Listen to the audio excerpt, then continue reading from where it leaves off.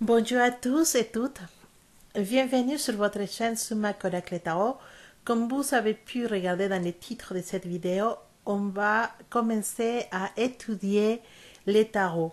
Donc, ceux qui veulent apprendre un peu ce que signifie les tarots, qu'est-ce qu'on peut faire avec les tarots et encore apprendre les arcanes majeurs et les arcanes mineurs, vous êtes dans les vidéos correctes. Dans cette petite vidéo, je vais commencer pour vous expliquer un peu c'est quoi le tarot. Je pense que vous connaissez déjà que le tarot, c'est un jeu de cartes qui nous aide déjà à voir un peu notre état actuel, qu'est-ce qui a pu arriver dans notre vie, mais aussi savoir qu'est-ce qui peut venir dans notre vie. Alors, pour l'origine du tarot, c'est pas certain. Il y a certaines personnes qui disent que ça vient de l'Italie, d'autres disent qu'il vient de l'Inde, et qu'il y avait aussi des jeux qui se rassemblent beaucoup en Chine. Mais même les noms tarot, on ne sait pas d'où ça vient, parce que ça sonne un peu comme l'hébreu ou comme les grecs, ou comme quelques langues orientales. En fait, on ne sait pas trop d'où ça vient. Et tout cet mystère qui entoure les tarots, c'est quelque chose qui les donne, qui les donne un petit goût de spécial, de magie. Et c'est vrai, les tarots, ça peut devenir notre grand ami et si on sait les respecter et respecter les cartes, respecter l'énergie qu'on peut attirer avec les tarots, parce qu'avec les tarots, on peut attirer de bonnes énergies, entendre les messages de notre guide spirituel aussi qui peut nous aider avec les tarots, mais on peut aussi attirer euh, des mauvaises énergies qui peuvent nous donner des messages ambigus et parfois des choses qu'on ne comprend pas trop en fait. Donc pour pouvoir arriver à bien lire les cartes de tarot, on doit connaître comment on doit tirer les cartes de tarot. Alors, les premières choses à savoir avant de tirer les cartes de tarot, bien sûr, que ça, on les fera pour la fin de cours pour pouvoir vous expliquer certains tirages.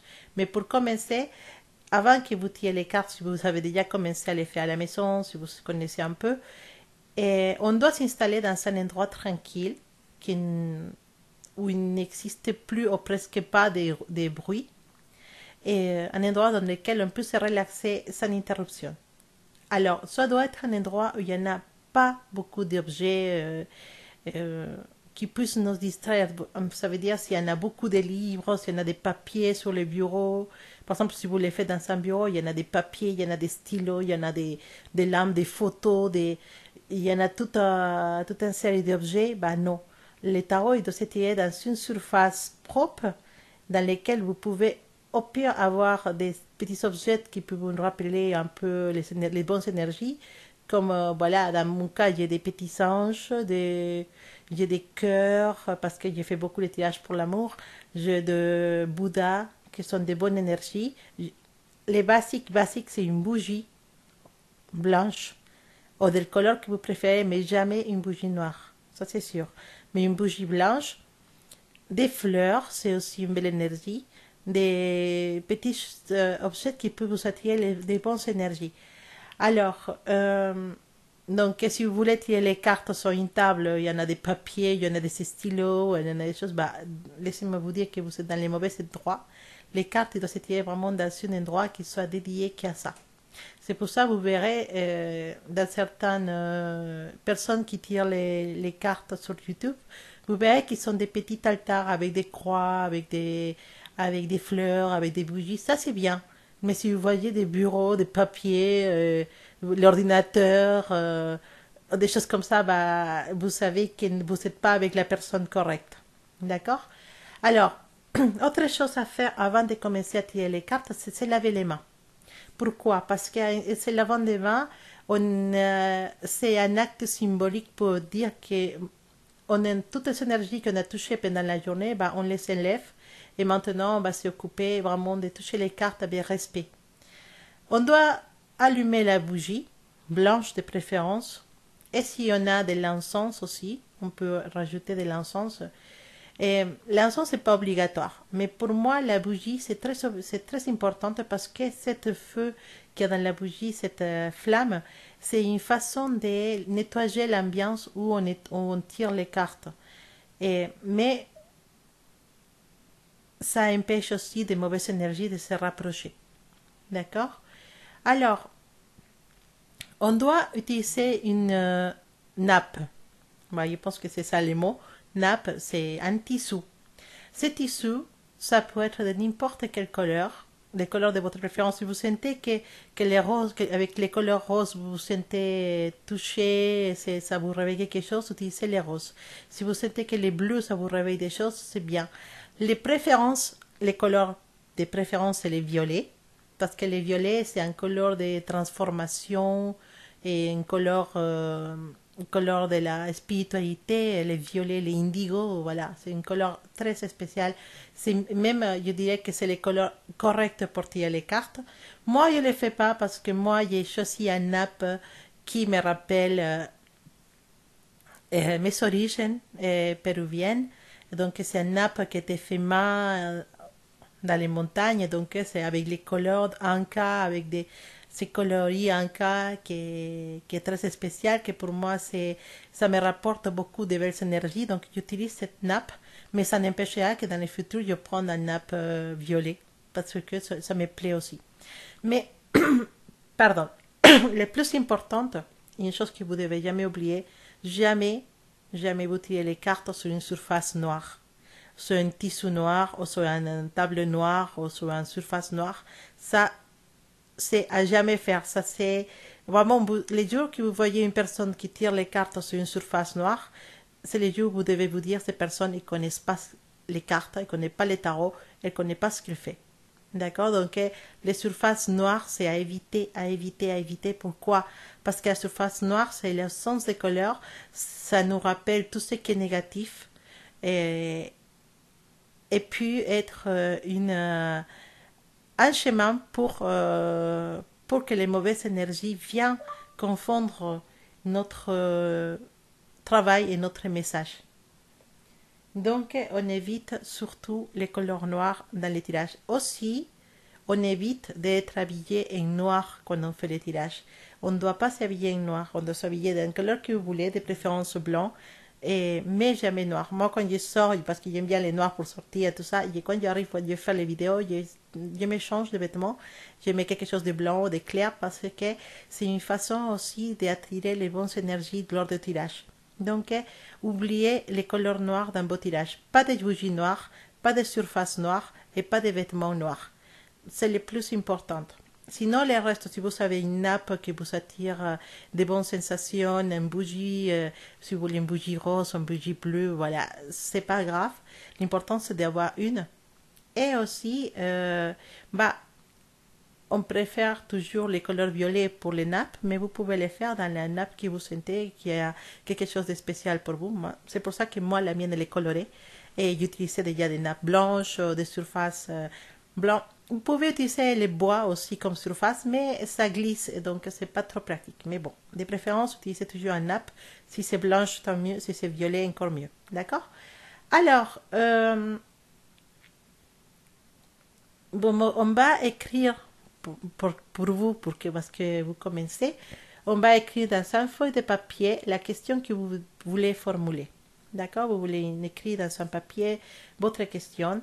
Et après, on bouge les cartes dans les mains, on les mélange. Cette pratique, ça sert à bouger les énergies des cartes, à les imprégner de notre énergie aussi. Et on doit couper les cartes en pensant la question, ou en disant la question en voix haute. Et surtout, on doit bien se concentrer dans la question. D'accord? Et après, en fonction de notre tirage, de la façon comme on va tirer les cartes, on sort les cartes, on commence à réfléchir aux cartes et à essayer de trouver les messages qui nous donnent les cartes. Alors, les cartes, ils vont toujours regarder la direction où il est la personne qui tire les cartes. Donc, par exemple, j'ai déjà vu dans certaines vidéos que les personnes sont derrière les cartes et les cartes sont en face à la caméra. Non, on ne doit pas faire ça. Parce que les personnes qui tirent les cartes, c'est la personne qui lit les cartes et c'est la personne qui va aider à canaliser, en tout cas, la personne qui tire les cartes pour les signes astrologiques ou pour les personnes, c'est la personne qui va canaliser les énergies pour pouvoir lire les cartes. Donc, il faut que ces cartes soient en direction à cette personne et pas en direction à la caméra. D'accord? Alors, c'est parce qu'en fait, ça c'est à vous ou c'est moi ou la personne qui lit les cartes qui va interpréter les messages. C'est ça que c'est important.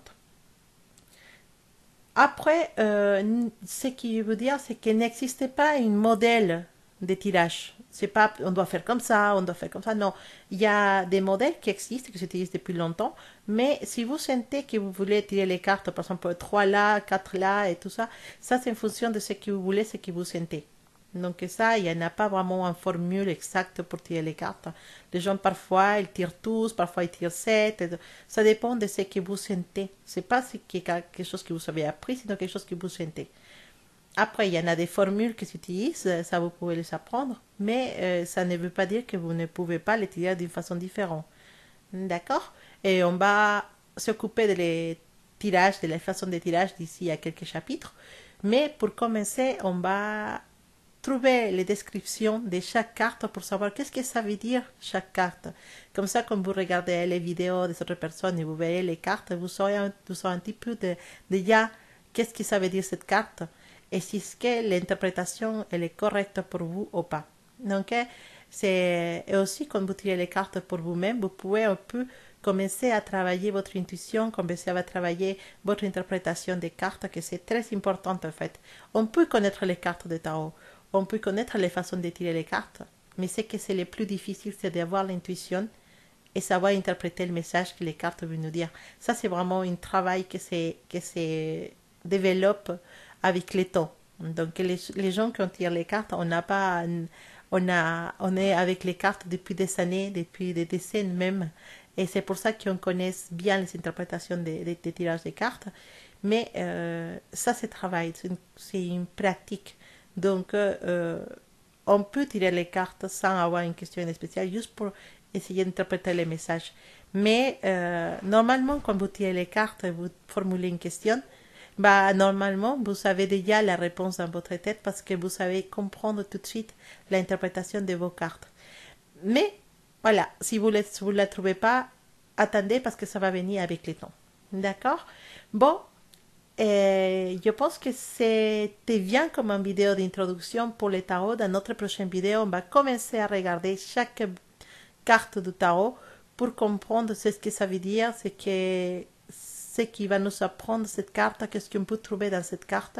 Et comme ça, à la fin, quand on aura appris tous les formules des cartes, tous les significats de chaque carte, on commencera à apprendre les tirages et comment on peut avoir les messages de chaque tirage. D'accord? Alors, on se dit à une prochaine vidéo et j'espère que vous avez beaucoup à suivre cette vidéo et à apprendre le tarot avec moi. À bientôt et jusqu'à une prochaine vidéo.